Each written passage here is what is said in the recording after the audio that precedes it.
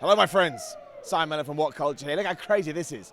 We are outside of the London O2 Arena, post Money in the Bank. It's genuinely like 1:45 in the morning. I think it's gone 1 a.m. in the morning, which is why you can hear all the drunkards in the background. Because, of course, it is London, and that's just what we do. We have just seen a seismic thing in the WWE. And the fact that it happened overseas, I think is even more crazy. But just to go on a mini tangent before we do start, I think that maybe ties into the wonderful nature of the bloodline angle to begin with. Because obviously stuff has happened in Saudi Arabia, stuff has happened in Canada, stuff has happened in America. They're probably going to take it all over the shop. But the deal is this, in case you don't know, and you've clicked this video, the main event, obviously, it was the bloodline imploding. Roman Reigns and Solo Sikoa taking on the Usos.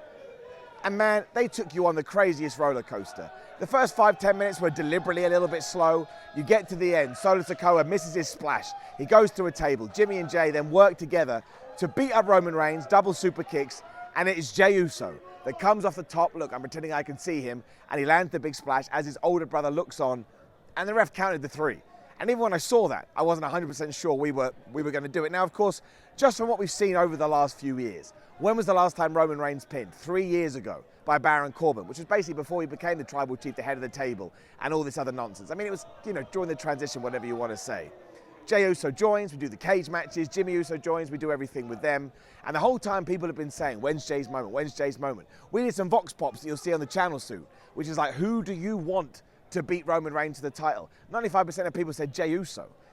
Is WWE even going to do something like that with the World Championship? We don't know. But in terms of this evening, it was Jey Uso that got to the 3, which ties back into everything with him being the right-hand man. It ties into everything with Roman Reigns manipulated him for all this time. If Jimmy had done it, it wouldn't have tied into the narrative as much.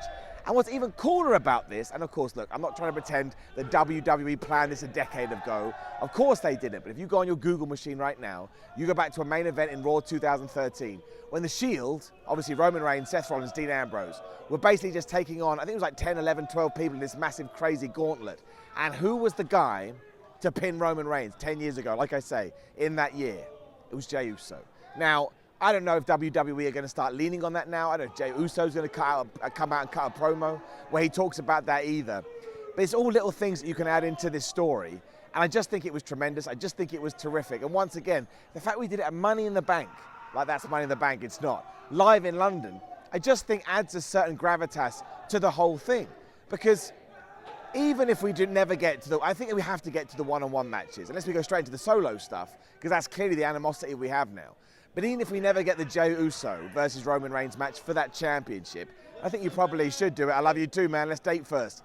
But the fact we got to have that visual pin, I mean, the crowd went wild. And look, I've always liked the Usos, but there's no denying that this bloodline storyline has elevated them. They're top-tier talent, they're main event talent. I think you could start putting titles on them, and not just tag team championships they've done before. I think you could put singles titles on them. And again, from the vibe we've got here, I don't think many people would complain. So the fact that we did hold off all this time, I think it almost justifies the WrestleMania result too. Because he just pinned the WWE Undisputed Unified Whoopsie champion. It does carry more weight that he did that. This is Jey Uso. Jey Uso, who now is main event Jey Uso, and just got the biggest win of maybe his entire career. And again, if you just want an idea of how impactful this was, watch the reaction. I know this crowd was hot throughout the whole damn thing, so it was an easy layup in many ways. They went bonkers, they went crazy, they went insane. I did the same thing.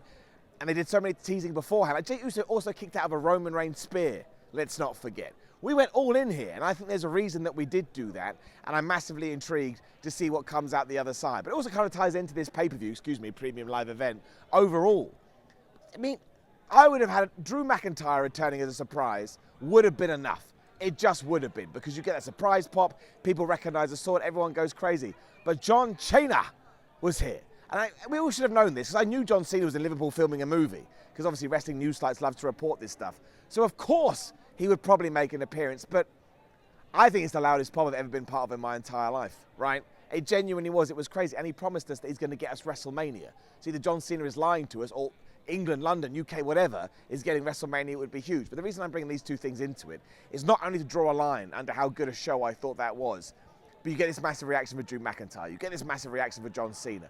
Obviously, both the men's and women's Money in the Bank matches are designed to send you crazy. Shayna Baszler turned on Ronda Rousey.